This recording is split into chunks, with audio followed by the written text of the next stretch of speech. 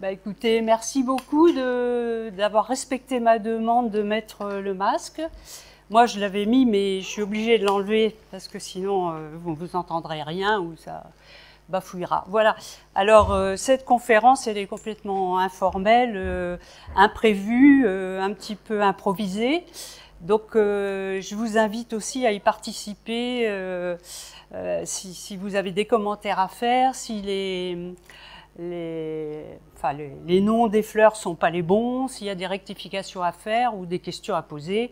C'est ma conférence et c'est la vôtre aussi pour partager tout ce qu'on sait de Val-de-Rôme et tout ce qu'on a vu. Parce que moi, je vais vous raconter ce que j'ai vu, mais je sais que Nicolas a vu des marmottes, moi j'en ai jamais vu, je les entends, j'en ai pas vu, vous avez peut-être vu autre chose, des sangliers, j'en ai jamais vu, je sais qu'il y en a plein. Voilà, donc je vous invite à intervenir quand vous voulez. Alors, ce que je vais vous raconter, c'est l'histoire de ce que j'ai vu à Val-de-Rôme. Et pour commencer, je viens à Val-de-Rôme depuis, c'est ma 9e année, mais l'année dernière, je suis venue au mois de juin pour les fleurs et tout ça, parce que nous, quand on vient au mois d'août, évidemment, il y a beaucoup moins de fleurs. Enfin, il y en a encore, puisqu'il y a des papillons, mais ce ne sont pas les mêmes, ce ne sont pas les fleurs de printemps. Donc j'ai passé une dizaine de jours début juin l'année dernière. C'était à peine le printemps, hein. Les feuilles étaient tout juste, les feuillus avaient tout juste leurs feuilles. Et de ce fait-là, la végétation, elle a explosé à ce moment-là. Donc ce que je vous propose, c'est de me suivre dans les balades que j'ai faites. Alors la première balade que j'ai faite, c'est en partant là, à côté de la yourte rouge, de monter le chemin à découvert, après aller dans le sous-bois et aller vers l'Aupe froid, ce qui s'appelle l'Aupe froid, puis faire la crête jusqu'à la Piare. Voilà. Donc on va commencer comme ça au mois de juin l'année dernière avec quelques petites intrusions, comparaisons avec l'été éventuellement, enfin vous allez voir ça. Donc quand je suis arrivée, avant de faire ma balade, je me suis garée au parking, bien sûr, et c'était couvert de gentianes. Là où il y a les tentes et tout ça, où tout le monde campe, c'était voilà, couvert de gentianes. Alors déjà, c'était fabuleux, quoi. Et donc là, c'est en prenant le chemin qui va vers l'Aupe froid et qui, au bout d'un moment, on est dans le sous-bois, et c'est un sous-bois très agréable, ombragé. Et alors, il y avait même du muguet, voilà, petit muguet. Et puis, bon, voilà, alors la geste printanière, j'ai essayé d'identifier ça comme j'ai pu. Et ensuite, cardamine, 7 folioles. Enfin, que des fleurs magnifiques que je n'avais jamais vues, enfin des fleurs de montagne, quoi. Cardamine à 5 folioles. Puis alors, en montant, au bout d'un moment, on quitte le sous-bois et on arrive à découvert dans une partie où il y a des prairies et encore quelques pins. Et puis la végétation va devenir de plus en plus rase. Et là, on trouve tout un tas de petites fleurs. C'est peut-être mieux si je suis assise, hein. Vous verrez. Oui, fallait le dire. Voilà. Alors, ici, il y a différentes... Moi, je ne connais pas la flore, mais enfin, ce sont les noms que j'ai trouvés. Alors, il y avait beaucoup d'orchidées. Et de toutes sortes, partout. Et donc là aussi, moi, j'ai cherché à peu près les identifications. Et ça, celle-ci, je crois que je l'ai vue que là. Et puis d'autres, enfin, à chaque fois, c'était des mini tableaux de fleurs différentes, de couleurs différentes, avec des combinaisons différentes. Alors, c'est une photo que j'ai prise, voilà. Et alors, des petites gentianes comme ça, il y en a de plusieurs espèces. Elles sont on peut les confondre. C'était pas la même, apparemment, que celle qui était là où on campe, mais... Voilà, un tableau avec gentiane, du jaune, du rose, du bleu. Enfin. Alors, il ne faisait pas très beau ce jour-là, mais en montant, on aperçoit les cimes, la neige. Il y a encore de la neige sur... là, ça doit être le sud du Vercors. on est encore dans le versant de Val-de-Rôme, quoi. Et voilà. Et alors, en montant plus haut, on a vu sur le Cheylard ou le Kellar, je ne sais pas si on dit le Cheylard, voilà, le Cheylard, qui est sur la Drôme et en montant vers les sources de la Drôme. Et là, on ne voit plus le village de Val-de-Rôme qui est à gauche, quoi. Et il y a des tapis de fleurs jaunes comme ça. Hop. Alors, oui, pardon. Non. Hop. Qu'est-ce que j'ai fait? Voilà. Alors, une fois qu'on arrive, on a bien monté, eh bien, la récompense est en haut, puisqu'on a une vue de l'autre côté, côté sud et côté des Baronnies. Avec, là, on ne voit pas, mais sur la droite, il y aurait le Mont Ventoux. Quand il fait beau, on voit le Mont Ventoux, mais qui est tout à fait sur la droite.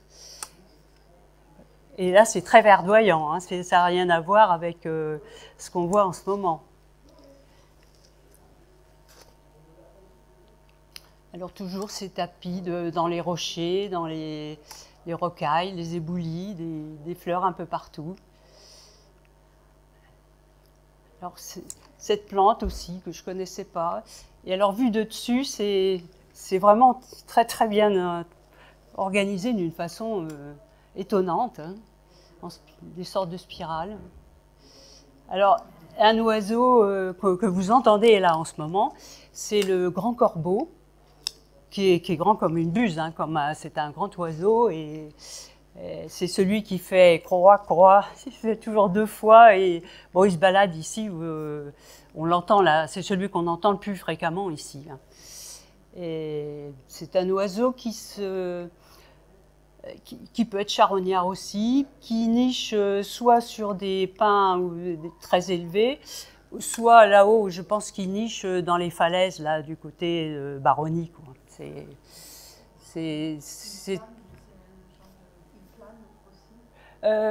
Oui, mais c'est pas un grand planeur, c'est pas un grand voilier comme les buses ou les. Mais oui, il a une certaine envergure. Mais il bat quand même, il est obligé de battre des ailes plus que les autres, hein, c'est pas. Mais c'est un. Alors voilà, c'est lui.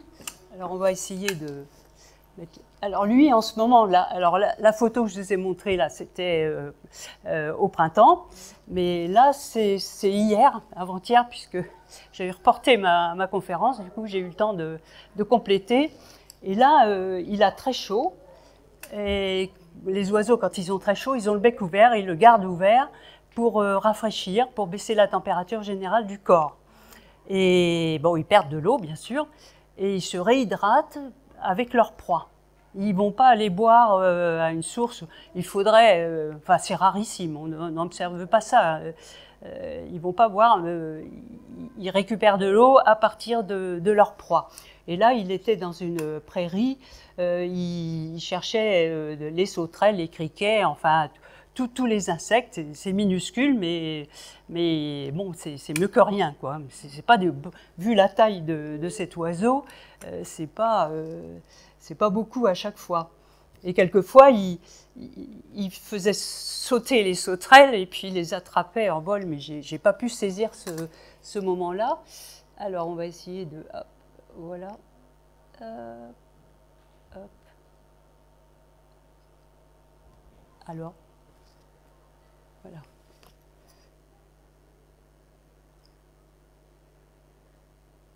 Il est vraiment... il a chaud et pourtant, il était peut-être 11 h du matin. Hein, c'était pas encore... il ne faisait pas encore très très chaud.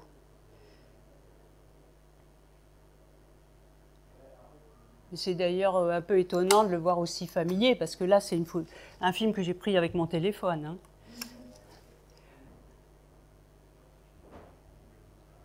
Il est tout seul, là. D'ailleurs, il craint personne, quoi. Alors, on continue avec les valérianes. Et puis, voilà, commencer au début juin, c'était verdoyant, comme ça. Alors, en suivant la crête, là, Et puis des petits micro-tableaux de couleurs, là, avec du myosotis ici. Hop, myosotis alpin. Des sortes de coucous, là. Enfin, je ne sais plus pas trop comment ça s'appelle, mais aussi des petits tapis roses comme ça. Alors, différentes gentianes aussi, là. La gentiane alpine, la gentiane de coque, là. Enfin, il y a la gentiane des Alpes aussi, mais il faut des spécialistes pour voilà le paysage avec les éboulis. Alors, bon, un vautour fauve de temps en temps. Et cette année, on en voit très peu. Hein. J'ai vu pas plus de 2 à la fois ici, alors que d'autres années, en fin de journée ou en fin de matinée, ils profitent des ascendants et ils viennent chasser. Mais c'est peut-être tôt. Ils sont peut-être encore dépendants des parents et ils sont peut-être localisés à Rémusat. Voilà ça. Voilà un autre. Ça, c'est pas moi, j'ai demandé, j'ai pris quelques photos d'amis. Voilà, c'est les tapis, les orpins.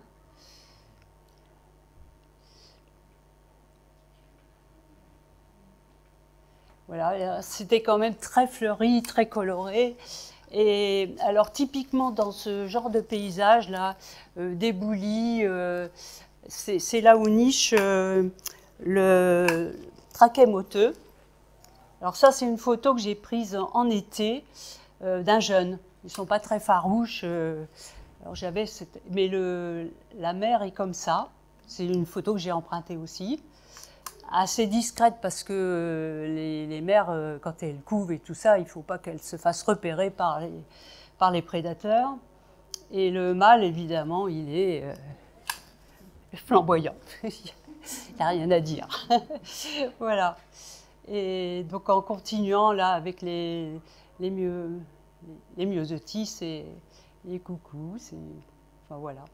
Alors de temps en temps, oui, dans ce coin-là, il y a toujours des faucons cresserelles qui chassent été comme printemps. Et là, on voit aussi. Et même hier, j'ai vu un faucon pèlerin. C'était la première fois que j'en voyais.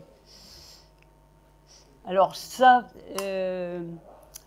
la tulipe sauvage, quoi. J'y reviendrai tout à l'heure. Donc je reviens avec les gentianes encore. Alors là, j'ai fait une petite balade aussi du côté de Saint-Dizier, enfin en allant vers la Motte Chalancon. Il y a un endroit où il y a des pivoines sauvages. Alors donc j'ai fait la balade pour aller voir les pivoines sauvages. Mais elles sont un peu éparpillées comme ça, mais sur des grandes étendues. Et c'est quand même étonnant, mais elles sont là.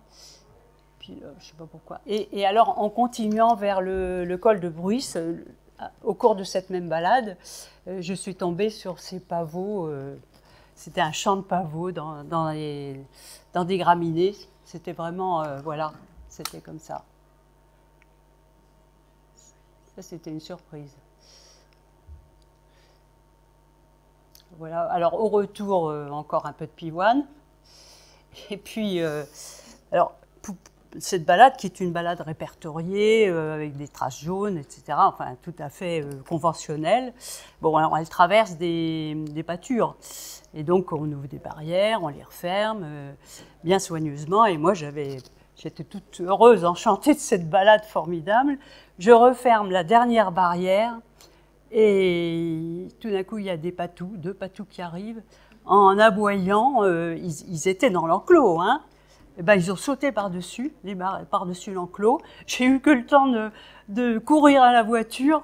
Ben, heureusement que ça m'est arrivé à la fin, quoi. J'ai quand même eu la balade. Mais maintenant, je ne sais pas si j'y retournerai.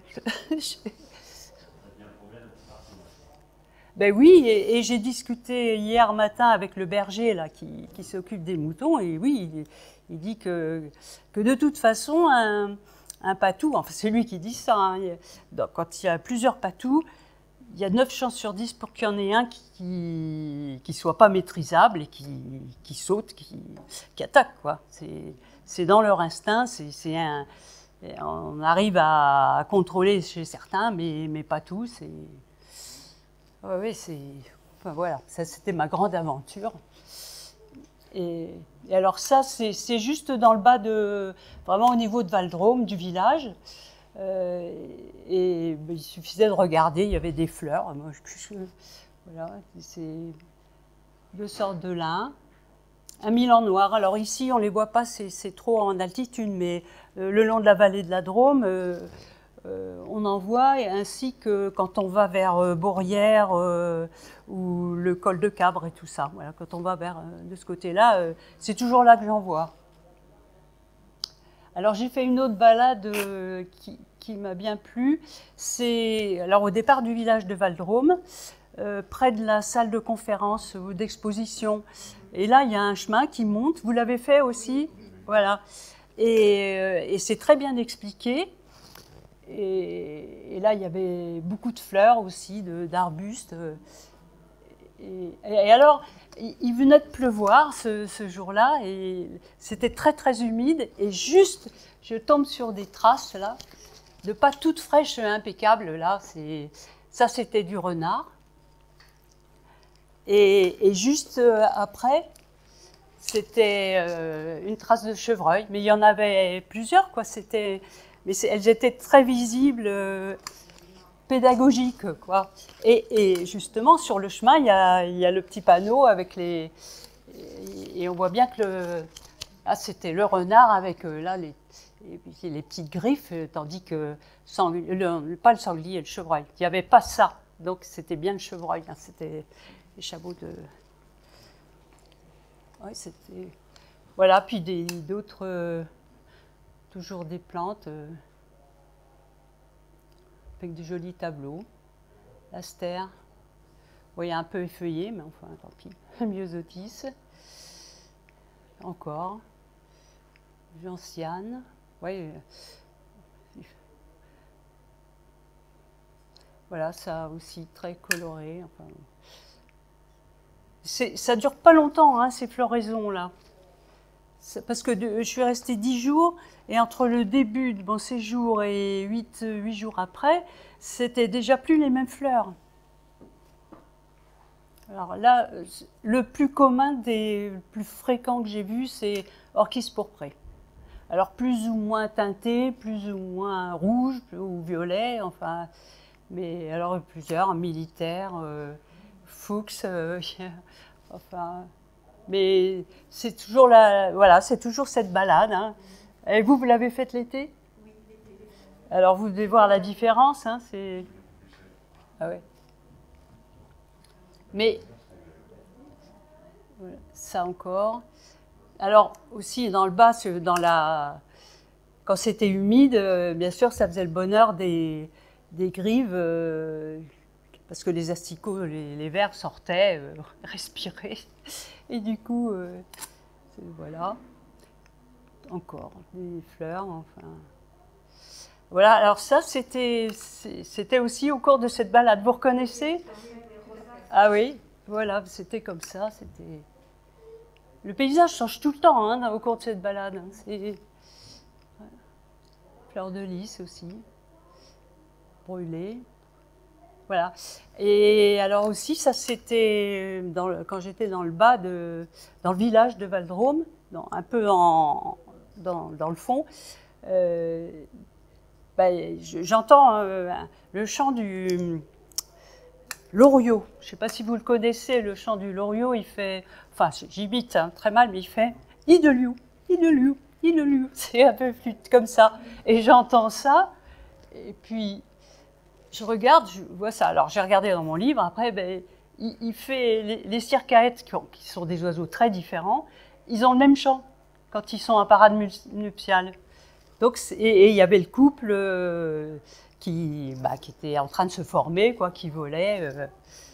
Alors, c'est un oiseau qui aime bien les falaises calcaires, les pays, et puis qui mange des serpents. Quand vous voyez une photo d'un rapace avec un serpent au bout du bec, là, c'est le rêve de tout ornithologue hein, de faire cette photo-là. C'est ça. Donc moi, c'est un mangeur de serpents sans serpent. Voilà, d'autres fleurs. Vous connaissez ça ? Ben oui, il y en a une, là, elle est blanche, là, ça s'appelle Dame de 11 heures, et je sais pas pourquoi, hein. Et l'autre, Véronique Petit-Chêne, la bleue.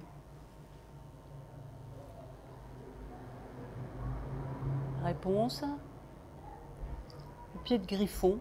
Moi, j'ai cru ça d'abord pour des élébores, mais ça ressemble. Mais est-ce que c'est de la même famille? J'en sais rien. Il y avait des tapis aussi comme ça. Ah, puis un grillon. Voilà. Alors, donc, vous avez vu comment c'était sur la crête au début de mon séjour. Eh bien, à la fin de mon séjour, c'était, à ma grande surprise, je remonte pour voir 8 jours après, et c'était ça. C'était couvert de tulipes sauvages. Et voilà. Ben là, c'est une petite vidéo, normalement. Il y avait du vent. Alors, vous voyez toutes ces petites têtes qui s'agitaient.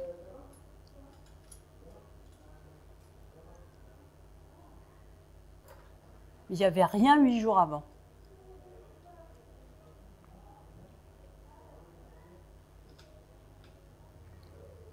Puis les éclairages sur le... Enfin, il faisait pas très beau, mais ça faisait des lumières. Bon, ben c'est fini, non? Voilà. Voilà, alors ça c'est encore une vue que j'aime bien sûr, sur les baronnies. Franchement, c'est... Voilà, encore un vautour. Quand même, c'est une belle bête, hein. C'est un peu...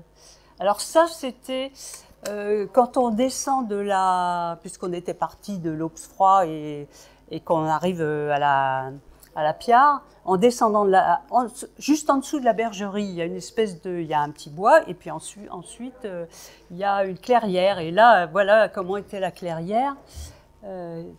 Et maintenant, voilà comment elle est maintenant.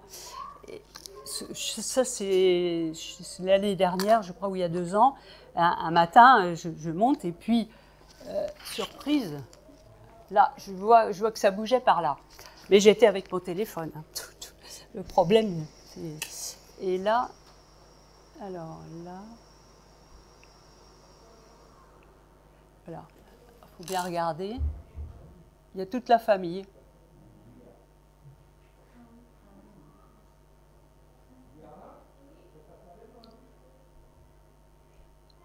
Voilà, ils se sont enfoncés, mais c'est toujours l'intérêt des lisières de bois, c'est que c'est là qu'on voit les animaux sortir et ils sortent pas à découvert, ils se mettent toujours près des refuges, quoi. Alors ça, c'est des crabes à bec rouge, mais les becs sont blancs, c'est des jeunes, hein. Quand les jeunes sont... Les jeunes, ils ont le bec jaune paille, ça devient rouge adulte. Mais ils sont toujours ils restent en groupe. Et là, on les entend ici, ça fait un peu le cri du chouca, mais en plus éraillé, quoi. Alors, il y a un oiseau qui est très courant ici, qu'on voit, hein, tout le temps, c'est le rouge-queue noir. Et là, il y a son cousin, c'est que j'ai pris en bas, hein, au village, c'est le rouge-queue à front blanc. Voilà. Alors, à la bergerie, il y a des huppes qui nichent, mais probablement dans un trou de mur, parce que souvent ça niche dans les trous de mur, voilà, dans les interstices entre des pierres. Alors ça, c'est une rencontre que j'ai faite avec le berger. C'était il y a 2-3 ans, et on a discuté un peu, et puis il y avait un bouc qui était là, mais il devenait un peu familier, quoi. Il était gentil, mais quand même, j'ai pas filmé très longtemps parce que c'était quand même impressionnant.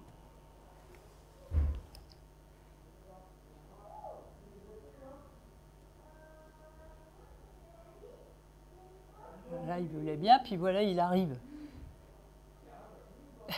Oui, j'ai reculé.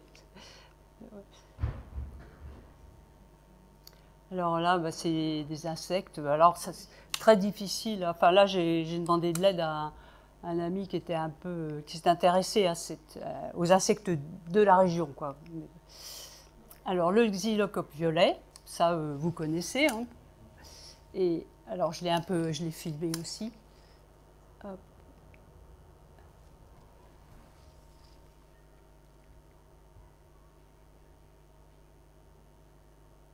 Ça, c'est au téléphone hier.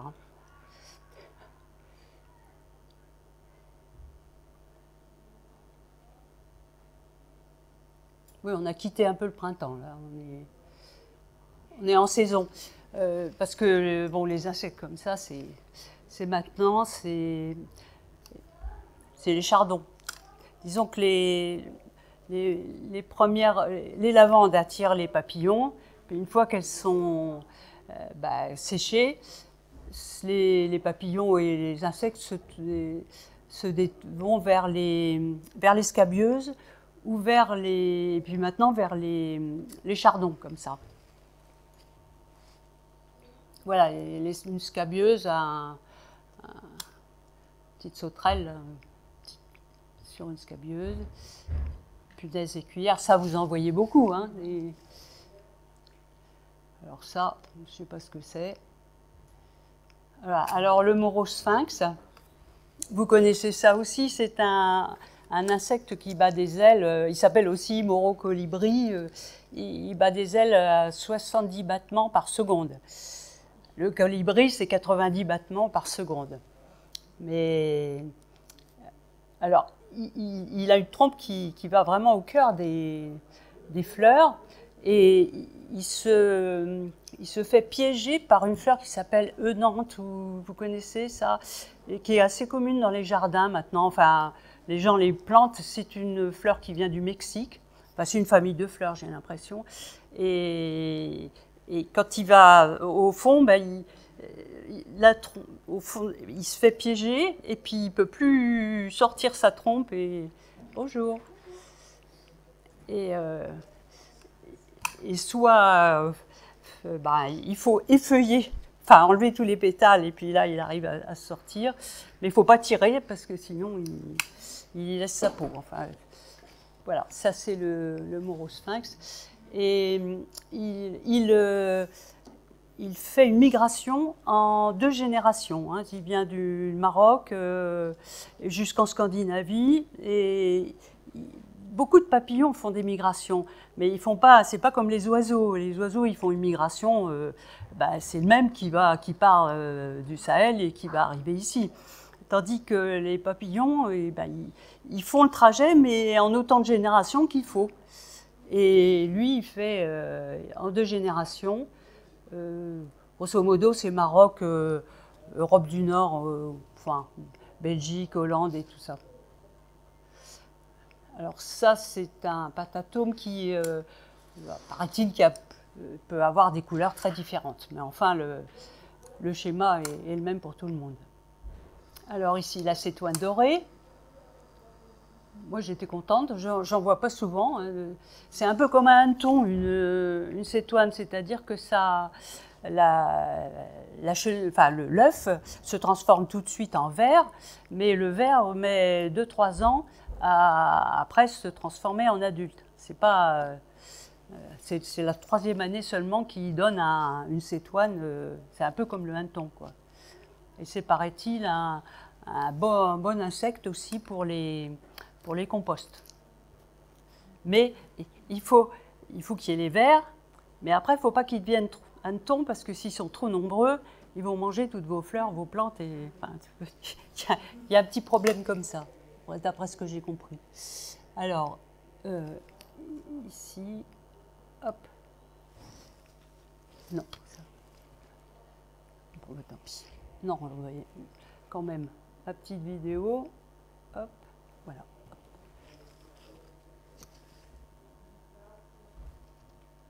Hop.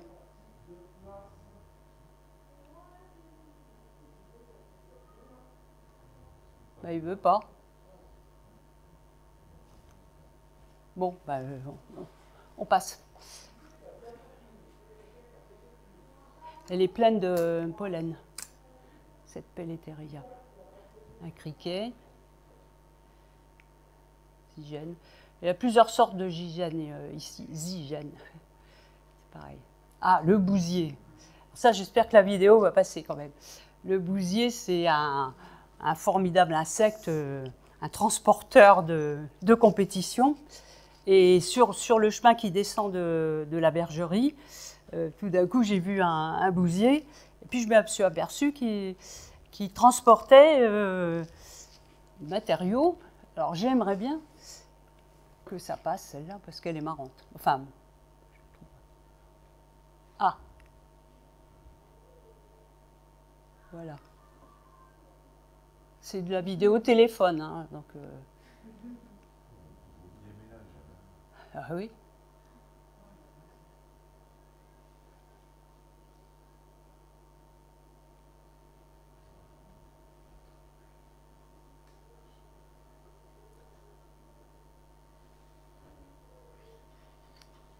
Il faut voir le terrier, hein. Il disparaît, mais c'est pas fini.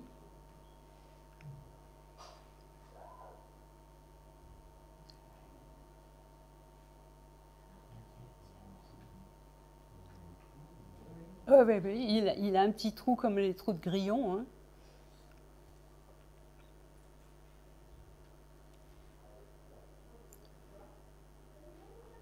Non, il l'a rentré jusqu'au bout, hein.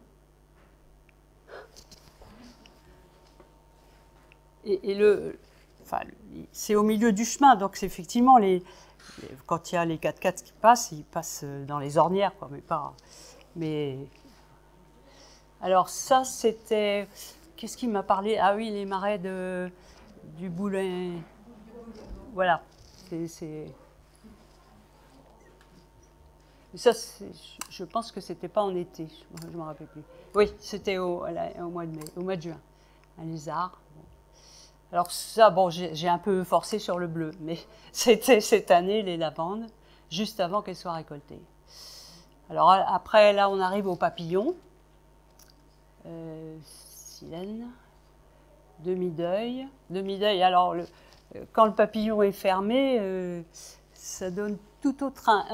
Quand les ailes sont fermées, on a une impression très différente de quand c'est ouvert. Voilà, c'est le même.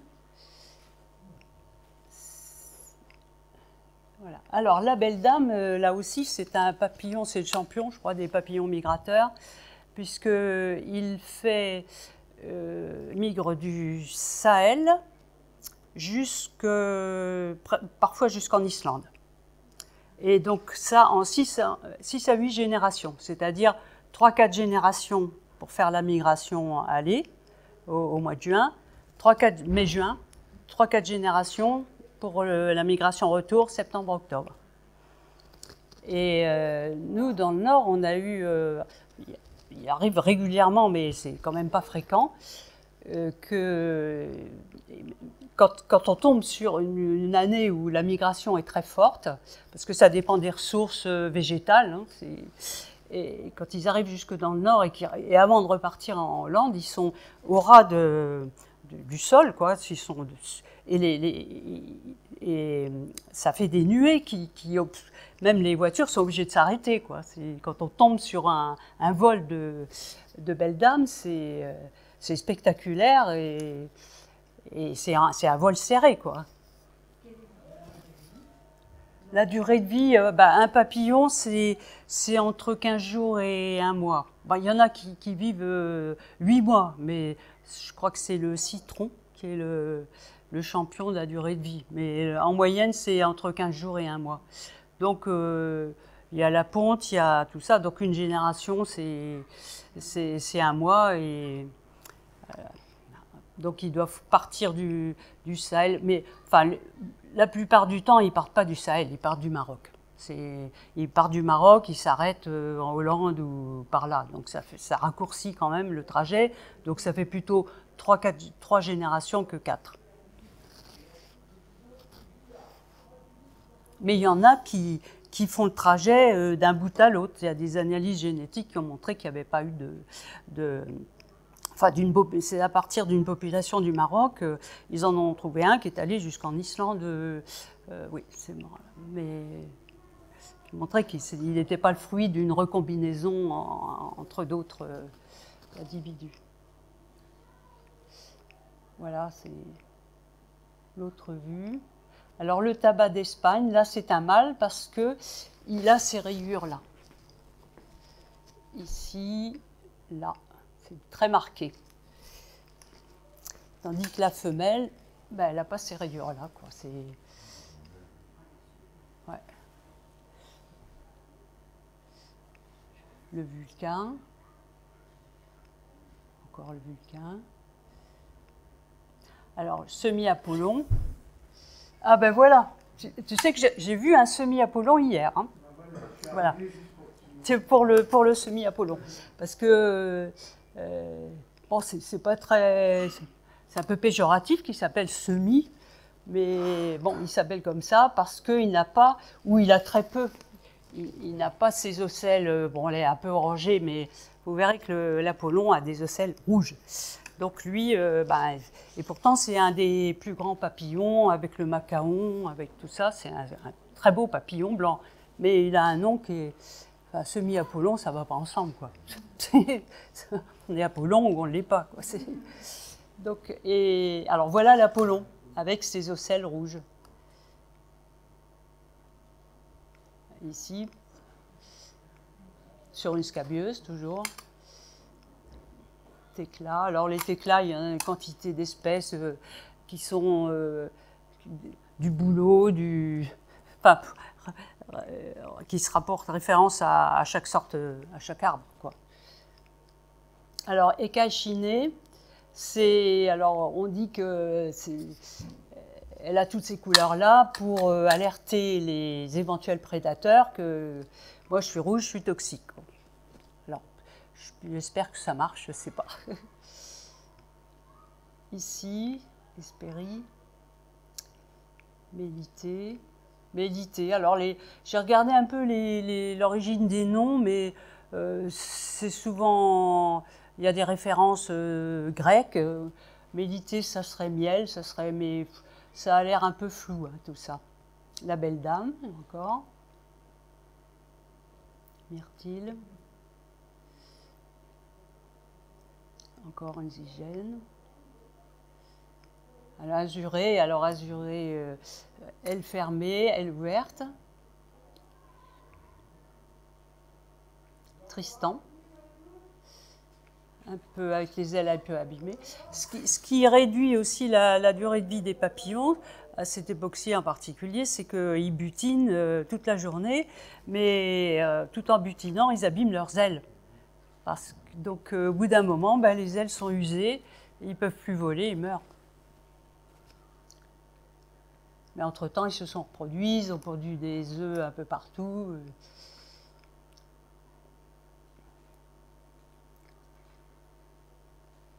Voilà, ça tacheté.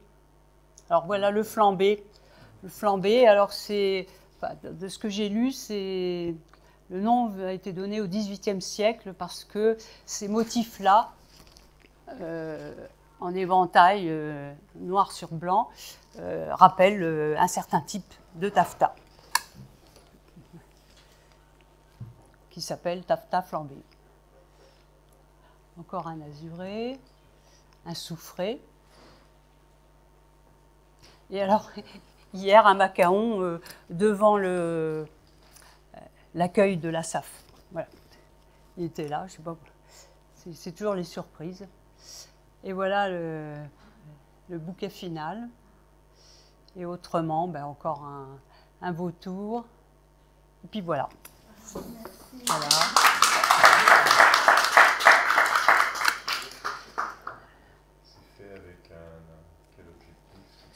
Alors, les photos les mieux, là, c'est fait avec un Nikon D750 et un objectif 105 mm à 1.8 d'ouverture.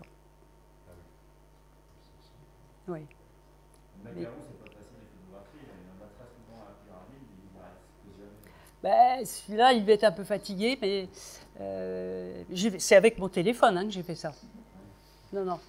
C'est... Il y a 3-4 jours, on en a photographié là-haut. Il y en avait pas mal sur la crête.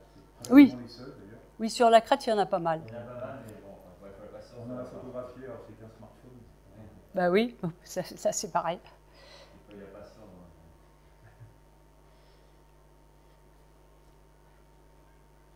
Et les papillons que vous nous avez montrés, c'est à la fois au printemps ou... Non, non, c'est que en été, que en été. Non, non, au printemps, au début juin, il y a très peu de papillons. Les fleurs commencent juste et non, non, oui. Alors, en mode juin, ça serait complètement différent, c'est fleuri partout, c'est ça? Ben, c'est fleuri partout. Et puis je te dis, c'est d'une semaine à l'autre, c'est complètement différent. La première, quand je suis arrivée, c'était tout jaune là-haut, et puis une semaine après, c'était plein de tulipes. J'en revenais pas. Hein, c'était, et je pense qu'une semaine après, il n'y avait plus rien. En montant de Valdrome à ici, puisque je fais le voyage dans un sens au moins une fois par jour, Oui. la gentiane, il y a une semaine, elle était toute verte. Oui. Et à partir il y a 2-3 dimanches, elle était toute jaune. En une semaine, elle a complètement basculé. Ah oui. La grande gentiane jaune. Oui, complètement basculé en quelques jours.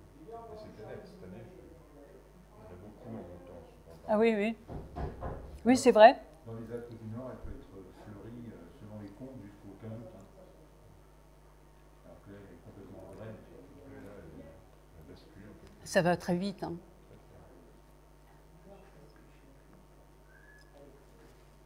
Et cette diversité de fleurs, c'est grâce à tous les oiseaux qui passent, qui amènent, d'où elle vient? La diversité de fleurs, c'est... je pense que les graines sont là, hein, de toute façon, et que ça doit être, ça se reproduit d'année ou en année. Oui, oui, oui, c'est connu que ici c'est un terrain de tulipes et tout ça, donc ils fleurissent, ils font leurs graines et puis ça s'enterre ou ça, avec l'eau, ça reste au fond du sol. Les graines sont là, hein. Mais pour des fleurs rares ou qu'on n'a pas vues ici ou qui vont apparaître nouvellement à cause du réchauffement climatique et tout ça, ça sera certainement à partir de graines apportées par le vent ou par des oiseaux. Parce que ce ne sont pas des graines qui doivent être là en attente. Parce que les graines, ça peut rester des siècles hein, avant de repartir. Si c'est bon, quoi. C'est refleurissent d'une année sur l'autre parce qu'elles sont en bulbe, en rhizome, en bulbe, hein. C'est pas par la racine, c'est pas forcément par la graine. Comme les gentianes, la grande gentiane jaune, typiquement, c'est des bulbes. C'est des bulbes, des racines qui s'enracinent très très profondément. Je sais ça parce que je connais le travailleur, des gens qui ramassent les racines pour faire de l'agneau. Et donc c'est pas la graine qui... alors la graine participe, hein, bien sûr. Oui, c'est vrai qu'il y a les bulbes. Le petit crocus, par exemple, au printemps, ouais, des neiges, c'est un bulbe. Oui, oui, c'est vrai. Quand on vient au mois de juin, on hésite à planter la tente parce que c'est bleu partout sur le parking. Où ça? Sur le parking, oui. Il n'y a pas de fleurs bleues sur les anciennes. Oui. Partout sur le parking là-haut. Bah, sur là-haut, oui, il y en avait partout. C'était... Tu avais campé avec la tente ou Ah non, non, il y avait juste 2 caravanes qui étaient bien l'une contre l'autre. Enfin, ça devait être des amis qui étaient là, bien discrets. Non, moi j'avais loué le gîte de Tarsimour à Valdrome. Il y a un petit gîte, enfin il y a des chambres d'hôtes, mais il y a un petit gîte et j'avais loué, j'étais très bien parce que j'étais tout près du départ des balades partout. Et en plus, même dans le gîte, il y avait aussi des orchidées, il y avait des oiseaux qui passaient. on n'aurait pas l'autorisation de faire les rencontres au ciel parce qu'on risquerait d'abîmer les anciennes. J'en sais rien. Non, mais Il a de ses idées. On a quel âge vous avez 3-4 ans, il y a quelqu'un qui est venu du département qui a dit il y a là des chardons, il ne faut pas les enlever. Et pour dormir sur du chardon, Dominique et puis Sylvain, peu hésité. On les a coupés quand même. Oui. Parce que les charbons, c'est des Bah, il a cohabité avec l'environnement.